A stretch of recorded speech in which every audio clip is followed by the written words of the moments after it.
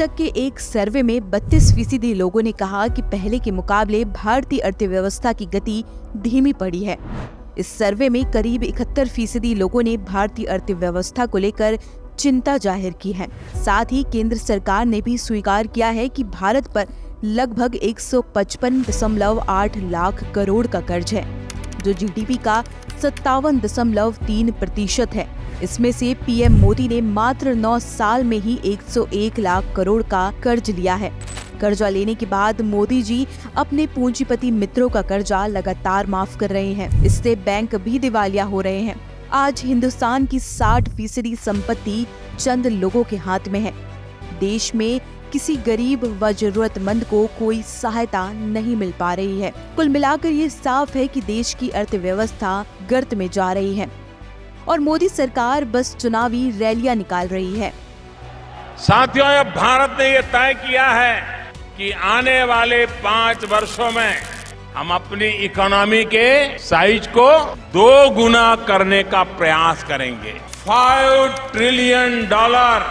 आपने $5 ट्रिलियन का सपना दिखाया था मोदी जी, लेकिन आज भी जीडीपी $3.17 ट्रिलियन पर ही है। नरेंद्र मोदी जी ने जब प्रधानमंत्री का पद संभाला था, उस वक्त भारत की जीडीपी 7 से 8% पर थी, जो कोविड के पहले ही 2019 से 20 के दौरान दशक के सबसे कम स्तर यानी 3.1% पर आ गई। मोदी जी ने पिछले 9 सालों में देश की अर्थव्यवस्था को अपनी खराब नीतियों और फैसलों से चकनाचूर कर दिया।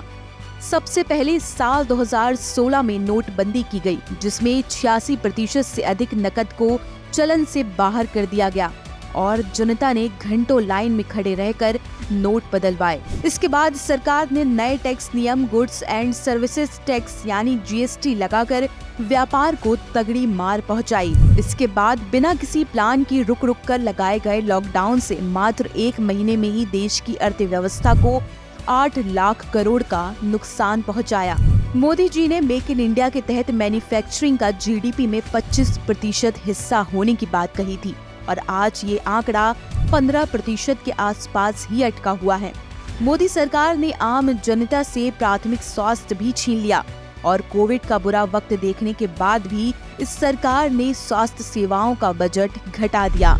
जब दुनिया का हर देश कोरोना में अपनी जनता के साथ खड़ा हुआ था, वहीं मोदी जी ने मीलों पैदल चलकर घर जाने वाले मजदूरों समेत देश की पूरी बेहाल जनता को उनके हाल पर ही छोड़ दिया और हर सेक्टर में एफडीआई बढ़ाते हुए आत्मनिर्भर बनने को कहा। पिछले 9 सालों में मोदी सरकार ने देश की वित्तीय हालत बद से बदतर कर दी। मोदी सरकार ने अर्थव्यवस्था को बर्बाद करने में कृषि क्षेत्र में भी कोई कसर नहीं छोड़ी। मोदी जी ने वादा किया था कि वे किसानों की आय दोगुनी कर देंगे और बदले में क्या किया? किसानों पर काले कृषि कानून थोपे गए, जिसे मजबूरन मोदी सरकार को वापस लेना पड़ा। मोदी जी देश की कमर तोड़ती अर्थव्यवस्था से बेसुध हैं। ये मोदी जी ही हैं जिन्हें देश की खराब होती कृषि, स्वास्थ्य, रोजगार और बढ़ती महंगाई से कोई फर्क नहीं पड़ता, लेकिन इस देश के किसान, युवा और महिला सभी को फर्क पड़ रहा है और मोदी जी जल्द ही ये फर्क आपको भी दिखेगा, क्योंकि अब जनता आपसे मांग रही है 9 सालों का हिसाब।